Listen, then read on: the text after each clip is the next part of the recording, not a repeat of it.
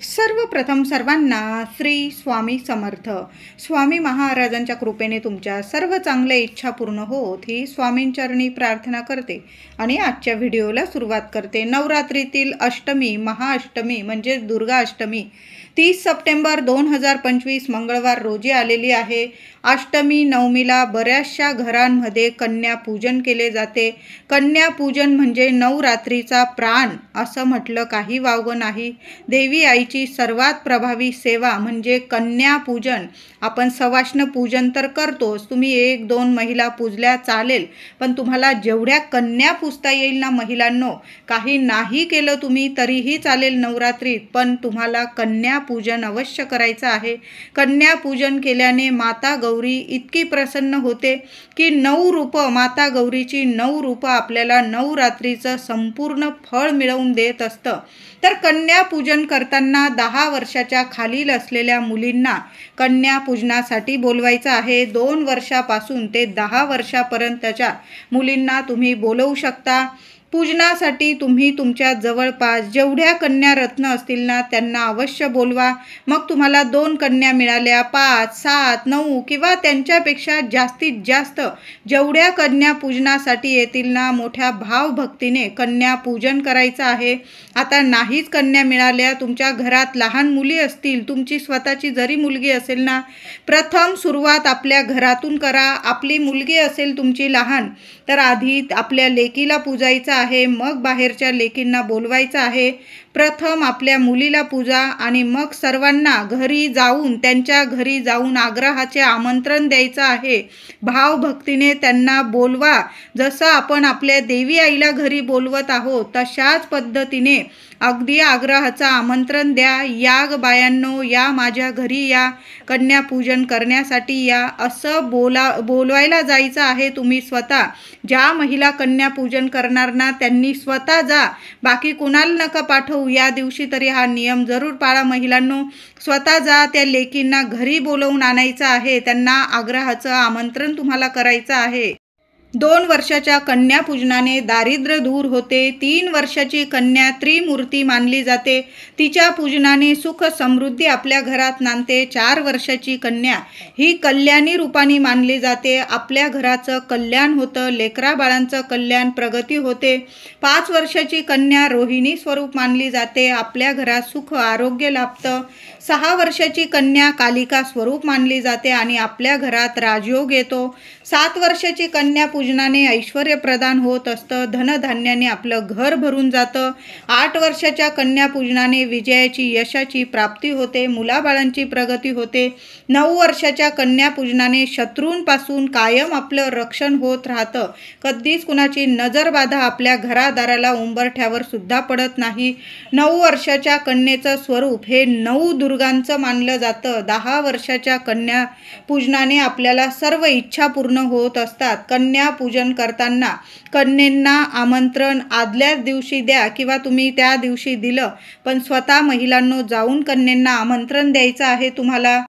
कन्यापूजन करताना तुम्ही सप्तमीला करू शकता, अष्टमी, नवमी, खास करून अष्टमी आणि नवमीला कन्यापूजन अवश्य करावे. त्याचबरोबर कन्या घरी आल्यानंतर त्यांना छान असं बसायला पाट टाका किंवा आसन द्यायचं आहे. ताटात किंवा परातीत प्रत्येक कन्येचे, तुमच्याकडे जेवढ्या कन्या पूजनासाठी आलेल्या असतील प्रत्येकीचे थोडे थोडे पाय तुम्हाला धुवायचे आहे. एक छोटीशी परात घ्या, ताट घ्या, त्यात थोडे थोडे पाय धुवायचे आहे. त्यांचे अंगठे किंवा पूर्ण पाय धुतले तुम्ही तरीही चालेल, त्यांचे पाय धुवा, स्वच्छ पुसून घ्यायचे आहे. त्या पायांना सुद्धा आधी मुलींना, कन्यांना कपाळी हळदी कुंकू लावा, त्यांच्या पायांना सुद्धा हळदी कुंकू लावायचं आहे. अक्षता त्यांच्या डोक्यावर टाकायचे आहे. याचा अर्थ तुमच्या घरात वर्षभर भरभराट होणार आहे. थोड्या का होईना अक्षता त्या कन्यांच्या डोक्यावर, मस्तकावर जरूर टाका महिलांनो. या छोट्या मोठ्या गोष्टी असतात, पण याने आपलं घरदार, आयुष्य सोन्यासारखं भरून जातं. आपलं म्हणजे घर धनधान्याने भरून जातं. अखंड लक्ष्मी आपल्या घरात नांदत असते. तर या गोष्टी आवर्जून कन्यापूजनासाठी आल्या की आवर्जून त्यांचे पाय धुवा, त्यांना हळदी कुंकू लावा, पायांना सुद्धा हळदी कुंकू लावा. एखादं फूल पायावर अर्पण करता आलं, त्यांच्या डोक्यावर, मस्तकावर अक्षता अर्पण करायचे आहे. कन्यापूजन करताना एका लहान मुलाला सुद्धा घरी जेवणाचे पूजनाचे आमंत्रण द्यायचे आहे. मुंज स्वरूप त्याचे सुद्धा पूजन केल्याने कन्या पूजनाचे आपल्याला संपूर्ण फळ मिळत असते. म्हणून तुम्हाला जेवढ्या कन्या मिळतील आणि एक मुलगा सुद्धा या दिवशी कन्या पूजनात एक मुलाचं सुद्धा पूजन करा. जसं मुलींचं तुम्ही पूजन कराल तसं एक मुंज स्वरूप त्या मुलाचं सुद्धा पूजन करा. तुमचा मुलगा असेल चालेल, त्याचे सुद्धा पाय धुवा, त्याला कुंकू लावा, थोड्याशा अक्षता त्याच्या डोक्यावर टाका आणि छान त्याला खाऊ पिऊ घालायचं आहे. त्यांना तृप्त करायचं आहे. सर्व कन्यांना ओवाळून घ्यायचं आहे. हळदी कुंकू लावून सर्व कन्यांना आधी ओवाळून घ्या. मुलाला सुद्धा मुंज स्वरूप ओवाळून घ्यायचं आहे. त्यांना मन तृप्त होईल कन्यांचे असं भोजन त्यांना खायला घालायचं आहे. कन्या पूजनात तुम्हाला खीर, पुरी, शिरा, पुरी आणि काळ्या चण्यांच्या प्रसादाला या दिवशी खूप महत्त्व आहे. काळे चणे काबुली करण्यापेक्षा, छोले करण्यापेक्षा काळे चणे अतिशय महत्त्वाची ही गोष्ट आहे. कन्या पूजन करताना काळ्या चण्यांना या प्रसादाला खूप महत्त्व आहे. तुम्ही खीर पुरी करा, वरण भात भाजी पोळी, खीर पुरी, शिरा पुरी, पण काळ्या चण्यांचा प्रसाद आवर्जून करा. लहान लेकरांना जेवणाला बोलवणार आहात पूजनाला, मग थोडेसे चणे आदल्याच रात्री भिजवून ठेवा. सकाळी चांगले कुकरला लावून द्या महिलांनो. आणि थोडेसे तेलावर, कमी तिखट बनवायचे आहे आपल्याला, नुसते तेलावर तुम्ही मीठ मोहरी टाकून परतून घेतले तरीही चालेल. कन्या पूजन करताना किंवा नवरात्रीत आपल्याला जेव्हा आपण पूजन करू, सवाष्ण पूजन असेल, एखादी सवाष्ण जेवू घालत असाल किंवा कन्यांना जेवू घालत असाल तर त्यांना कांदा लसूण विरहित आपल्याला अगदी सात्विक भोजन, सात्विक आहार द्यायचा आहे. त्यांना कांदा लसूण अजिबात वापरू नका या जेवणात. कन्या पूजन करताना महिलांनो स्वतः आपण गोडधोड जेवण बनवायचं आहे. चण्यांचा प्रसाद बनवाल तुम्ही, स्वतः बनवायचा आहे. बाहेरून आणून खाऊ घालणं अजिबात योग्य नाही. नाहीतर मग तुम्ही कन्या पूजन नाही केलं तरीही चालेल. तुम्ही स्वतः बनवायचं आहे. जसं जमेल तसं तुम्हाला थोडेसे काळे चणे आदल्याच रात्री भिजवून द्या. दुसऱ्या दिवशी कुकरला लावून थोडे शिजवून घ्यायचे आहे चांगले. आणि लहान लेकरांसाठी अगदी थोडीशी फोडणी देऊन नुसते परतून घेतले तुम्ही तरीही चालेल. त्याचा सुका असा प्रसाद म्हणून आपल्याला द्यायचा आहे. त्याचबरोबर खीर पुरी, शिरा पुरी असा सुद्धा तुम्ही आहार मुलांना देऊ शकता. म्हणजे मुलं तृप्त झाले पाहिजे, कन्या तृप्त झाल्या पाहिजे, लहान कन्या, असं त्यांना आपल्याला जेवायला खायला घालायचं आहे. कन्या पूजन करताना जो प्रसाद, जो नैवेद्य मुलींना कन्यांना खाऊ घालण्यासाठी तुम्ही बनवणार आहात त्यात आंबट चिंबट वस्तू टाकून बनवू नका. कांदा लसूण टाकू नका. कारण कन्यांच्या घरात जर त्यांची आई आजी माता संतोषीचे पूजन करत असेल, देवी संतोषीचे, तर त्यांची घरातील देवी असेल तर आंबट चिंबट जर आपण त्या कन्या पूजनात कन्यांना खाऊ घातलं तर आपल्याला दोष लागू शकतात. मग बघा, आपण कन्या पूजन करून सुद्धा आपल्याला दोष लागणार आहे. म्हणून कन्या पूजन करताना महिलांनो ही गोष्ट लक्षात नक्की ठेवा. आमचूर पावडर असेल किंवा टमाटा वगैरे असेल, कांदा लसूण या गोष्टी अजिबात कन्यांना जेवू घालताना, जेवण बनवताना, प्रसाद बनवताना या गोष्टी टाकूच नका. तुम्ही दूरच ठेवा त्या गोष्टी. कांदा लसूण टाकू नका, आंबट चिंबट गोष्टी काहीच टाकू नका. फक्त हलकंसं तेलात तुम्हाला चणे शिजवून घ्या आणि परतून घ्या. सुका प्रसाद त्यांना बनवून खाऊ घालायचा आहे. खीर वगैरे करा तुम्ही छान, दुधाची वगैरे, तांदळाची खीर करा. तुम्हाला जी खीर करायची ती करू शकता. शिरा बनवा, शिरा छान लागतो, मुलं आवडीने खातात लहान कन्या. अशा पद्धतीने सात्विक आपल्याला जेवण बनवायचं आहे आणि अगदी आनंदाने कन्या पूजन करायचं आहे. नवरात्रीत कन्यापूजन केल्याने सुख समृद्धी धन ऐश्वर्याची प्राप्ती होते, मोक्षाची प्राप्ती होते, घराची कुटुंबाची भरभराटी होते. वर्षभर त्या घरात अन्न धान्य पैसा ऐश्वर्य कशालाच कमी राहत नाही. राजयोग येतो. ज्या घरात नवरात्रीत कन्यापूजन होते त्या घरात राजयोग येतो, मोठे मोठे स्वप्न पूर्ण होतात. म्हणून कन्यापूजन, जेवढ्या कन्या मिळतील ना तेवढं कन्यापूजन अवश्य करा. कन्यापूजन झाल्यानंतर कन्येंना भेट वस्तू द्यायची आहे. तुम्ही 7 शृंगाराच्या ज्या वस्तू तुम्हाला द्यायच्या ना, 7 शृंगाराच्या वस्तू देणं खूप शुभ ठरतं. तुम्ही ज्या वस्तू, मेहंदीचे कोण असतील, टिकली, बांगडी, तुम्हाला ज्या वस्तू द्यायच्या, रुमाल, सर्व वस्तू 7 शृंगाराच्या महिलांनो तुम्हाला माहीतच आहे. तुम्हाला जेवढ्या परवडतील ना त्या वस्तू तुम्ही मुलींना, कन्येंना जरूर द्या. आणि त्याबरोबर दक्षिणा 11 रुपये द्या, 21 रुपये द्या. तुम्हाला जास्त द्यायचे. प्रत्येक कन्येला ज्या भेट वस्तू द्याल त्याबरोबर 11 रुपये, 21 रुपये दक्षिणा आवर्जून द्या. आणि त्याचबरोबर प्रत्येक कन्येला तुम्हाला विड्याचं गोड पानसुद्धा, जाताना गोड पान द्यायचं आहे तुम्हाला. देवी आईला विड्याची पानं खूप प्रसन्न करतात, खूप आवडीचे आहे. म्हणून कन्यापूजन करताना कन्येंना गोड पानाचा विडा आवर्जून द्या. आता गोड पानाचा विडा नाही देता आलं तर मग काय करायचं आहे महिलांनो, 2-2 विड्याची पानं घ्यायची आहे आणि त्यावर तुम्हाला काहीतरी गोड पदार्थ, साखर असेल किंवा तुम्हाला जे साखर फुटाणे असतात ते जरी दिले तुम्ही गोड ठेवून, तरीही तुम्ही गोड पान दिल्याचं तुम्हाला पुण्य फळ मिळणार आहे. आता लहान लेकरं आहे, पान खाता का नाही, तुम्हाला वाटत असेल की एवढ्या लहान मुलींना, कन्येंना पान का द्यावं, पण आपण कन्या म्हणजे देवी स्वरूप पूजत आहोत. मग ज्या देवीला म्हणजे प्रसन्न करतात त्या वस्तू तर आपण कन्येंना देणारच आहोत. तुम्हाला नाही द्यायचे कन्येंना पान, विडा, तर मग काय करायचं आहे, नुसती पानं धुवून घ्या, पुसून घ्या, खाऊची पानं, आणि त्यावर थोडेसे साखर फुटाणे किंवा खडी साखर असं ठेवून जरी तुम्ही मुलींच्या, कन्येंच्या हातात दिलं ना, तरीही तुम्ही गोड पानाचा विडा देवी आईला चढवण्याचं, कन्येंना दिल्याचं तुम्हाला संपूर्ण फळ मिळणार आहे.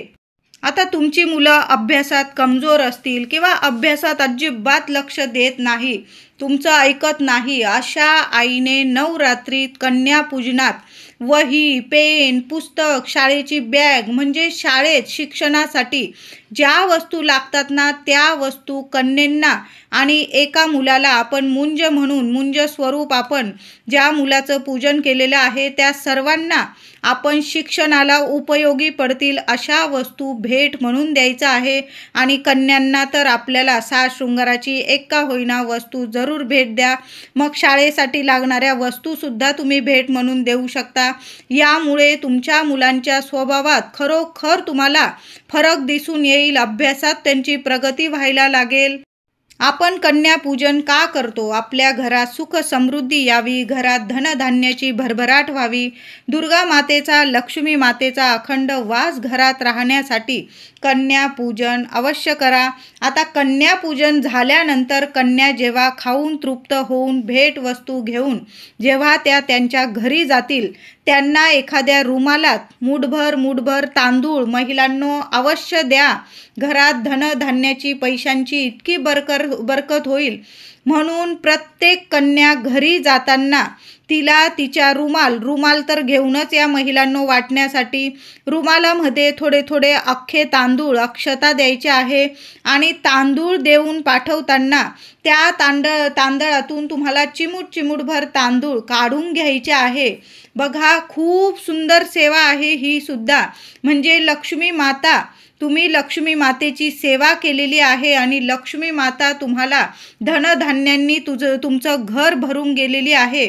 अशा पद्धतीने रुमाला थोडे थोडे तांदूळ प्रत्येक कन्येला जाताना द्या. आणि त्यातून थोडेसे एका भांड्यात थोडे थोडे तांदूळ काढून घ्यायचे आहे. म्हणजे त्यांच्या ओंजळीत तुम्ही तांदूळ दिले रुमालात, ते रुमालात टाकल्यानंतर थोडेसे चिमूटभर आपल्या भांड्यात काढून घ्यायचं आहे. असं प्रत्येक कन्येला जाताना करायचं आहे तुम्हाला.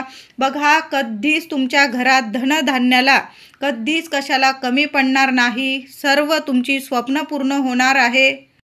कन्यापूजन करताना बऱ्याचशा महिला अष्टमीला, नवमीलाच कन्यापूजन करत असतात. तर यावर्षी 30 सप्टेंबर मंगळवार रोजी अष्टमी आलेली आहे आणि 1 ऑक्टोंबर रोजी नवमी आलेली आहे. तर कन्या पूजन करताना जर तुम्ही शुभ काळात केलं तर शुभच फळ देऊन जाणार आहे. राहू काळ असेल तेव्हा कन्या पूजन करू नका. तर दुर्गा अष्टमीला मंगळवारी 3 ते 4 दुपारी 3 ते 4 एवढ्या वेळानंतर तर आपण कन्या पूजन करत नाही. सकाळीच आपण लवकरात लवकर 12च्या आत आपण कन्या पूजन केलं तर अतिशय उत्तम. तरी पण तुम्हाला उशीर झाला महिलांनो, तरी 3 ते 4 या 1 तासाच्या राहू काळात चुकून सुद्धा कन्या पूजन दुर्गाष्टमीला करू नका. आता काही महिला नवमीला कन्या पूजन करत असाल तर नवमीला दुपारी 12 ते 1 हा अशुभ काळ आहे, राहू काळ आहे. या वेळात या काळात चुकून सुद्धा कन्या पूजन करू नका. कळालं असेल माझ्या मैत्रिणींना. त्याचबरोबर अष्टमीला काही खास उपाय सुद्धा करायचा आहे. त्यातले 2 उपाय सांगत आहे महिलांनो, खूप प्रभावी ठरेल. अष्टमीला देवीने महिषासुराचा वध केला म्हणून देवी समोर हे एक फळ अवश्य कापायचे. सर्व राक्षस रूपी शत्रूंचा नाश होतो. तर तुम्हाला एक कोहळा देवीला अर्पण करायचा आहे. आता अर्पण कसा करायचा? बाहेरून आणला, विकत आणला आणि देवी आईच्या चरणी ठेवला असं नाही. देवी आई समोर आपल्याला संध्याकाळी तुमच्या घरात जर होम हवन होत असेल तेव्हा जरी होम हवन करून घ्यायचे आहे. सगळी सेवा करून घ्या आणि देवी आई समोर तुम्हाला त्या होमासमोर तुम्हाला कोहळा देवी आईच्या चरणी अर्पण करायचा, म्हणजे तो कापायचा आहे. कोहळा तामसिक फळ आहे. मनुष्यातील राक्षसी वृत्ती नष्ट होते. एक कोहळा देवी समोर अवश्य कापावा. त्याचे 2 भाग होणार. मग त्या 2 भागाचं काय करावं? तर काय करायचंय, तुम्ही 2 भाग केल्यानंतर देवी आई समोर एक कोहळा जरूर महिलांनो कापायचा आहे. तुमची परंपरा आहे तर नक्कीच कापा. आता तुम्ही म्हणाल आमच्या घरी परंपरा नाही, मग नाही कापला तुम्ही तरीही चालेल. तुमची परंपरा आहे तर जरूर देवी आई समोर एक कोहळा जरूर कापायचा आहे. असं नाही की तुम्ही आधी कापलाच नाही मग कापू शकत नाही. तुम्ही चालू करू शकता. तुम्ही या वर्षापासून देवी आई समोर कोहळा कापू शकता. याने काही होणार नाही. तुमचे जे शत्रू असतील त्यांचा नाशच होणार आहे. तुमच्या घरात तुमच्या मनात किंवा काही म्हणजे आजूबाजू निगेटिव्हिटी असेल ती सुद्धा संपून जाणार आहे. आता कोहळा कापल्यानंतर त्या कोहळ्याचे 2 भाग झालेले आहे. तर मग काय करायचं, एक भाग तुम्ही घरात होम केलेला असेल, होम हवन, तर त्या होमाजवळ तो एक भाग ठेवायचा आहे आणि एक भाग उचलायचा. पुरुष दादांनी जरी ही सेवा केली तरीही चालेल. एक भाग उचलायचा आणि सरळ आपल्या घराच्या बाहेर जिथं 4 रस्ते एकत्र येतात, 4 रस्ते जिथं येतात तिथं तो कोहळा ठेवून यायचा आहे. तुम्हाला मागे वळून बघण्याची चूक करू नका. सरळ घरी यायचं आहे, हातपाय धुवून घ्यायचे आहे. आता समजा तुमच्या घरात होम हवन केलेला नाही, मग तो कोहळ्याचा एक भाग काय करायचा, तर मंदिर असेल किंवा मंडळ असेल प्रत्येक ठिकाणी होम हवन केलेलंच असतं. तर तो कोहळ्याचा भाग देवांजवळ उचलून घ्यायचा आणि होमाजवळ ठेवून यायचा आहे. आता तुम्हीच घरी होम हवन केलेला आहे, मग एक भाग तुम्ही तिथं ठेवू शकता. नंतर दुसऱ्या दिवशी तो निर्माल्यात वाहत्या पाण्यात टाकून द्यायचा आहे. तुम्हाला कळालं असेल, देवी आई समोर हे फळ अवश्य कापायचं आहे. सर्व शत्रूंचा नाश होईल आणि देवी आई तुमचं सर्व काही चांगलंच तुमच्या मनासारखं घडून येणार आहे. आता अष्टमीला तुमच्या घरात जर कोहळा कापण्याची परंपराच नाही आणि तुम्हाला हे फळ देवी समोर कापायचं नाही, मग काय करायचं, आपल्या घरातील नकारात्मकता दूर होण्यासाठी आणि देवी आईचं संपूर्ण नवरात्रीचं फळ मिळवण्यासाठी एक फळ देवी आई समोर फोडायचं आहे. सर्वांनाच माहीत आहे श्रीफळ. देवी आई समोर नारळ जरूर फोडा. पुरुष दादांनी फोडायचं आहे. अष्टमीची सर्व पूजा वगैरे करून झाल्यानंतर महिलांनो संध्याकाळी आरती वगैरे झाली की एक नारळ घ्यायचा आहे. मनातली इच्छा बोलून घ्या देवी आईला, हे माऊली मी तुझी 9 रात्र सेवा करत आहे, चुकभूल झाली असेल क्षमा कर. माझं संपूर्ण व्रताचं फळ माझ्या सहकुटुंब परिवाराला मिळू दे. माझ्या लेकराबाळांची दिवस रात्र प्रगती होऊ दे आणि तुझा अखंड आशीर्वाद कृपा माया आमच्या घरावर कायम राहू दे. असं बोलून तुम्हाला देवी आई समोर एक नारळ घटासमोर फोडायचा आहे आणि तो प्रसाद सर्वांनी खायचा आहे. इतरांना नाही दिला तुम्ही आणि द्यायचा असेल देऊ शकता. देवी आई समोर आपण नारळ फोडलेला आहे. कुणी घेतं प्रसाद, कुणी नाही घेत. ज्याचे त्याचे विचार. तुम्ही स्वतः घरात तो प्रसाद खायचा आहे. तर कळालंच असेल, हे 2 उपाय अष्टमीला झालेच पाहिजे. कोहळा कापा किंवा एक नारळ देवी आई समोर फोडायचंच आहे. कितीही घरात नकारात्मकता असू दे, कुणी त्रास देऊ दे, सर्व शत्रूंचा नाश आई करणारच आहे आणि तुम्हाला सुखाचे दिवस जरूर देणार आहे. ह्याच हेतूने आपण सेवा करत आहोत आणि त्याचं फळ आपल्याला देणारच आहे. 1000 पटीने देवी आई तुमच्या सर्व इच्छा पूर्ण करणार आहे. कन्या पूजन करताना महिलांनो चुकून सुद्धा आंबट चिंबट पदार्थ मुलींना कन्यांना खाऊ घालू नका. अगदी सात्विक भोजन खाऊ घालायचं आहे. कन्यांना तृप्त करायचं आहे आणि त्यांना छानशी भेट वस्तू द्यायची आहे. दक्षिणा द्या आणि 1 पानाचा विडा किंवा 2-2 पानं विड्याची खाऊची पानं घ्या. त्यावर गोड साखर किंवा तुम्ही साखर फुटाणे जरी ठेवून दिले ना तरीही चालेल. पण कन्यांना नीट अगदी त्यांना आमंत्रण जसं दिलं ना तसं त्यांना घरी सुद्धा पाठवायचं आहे.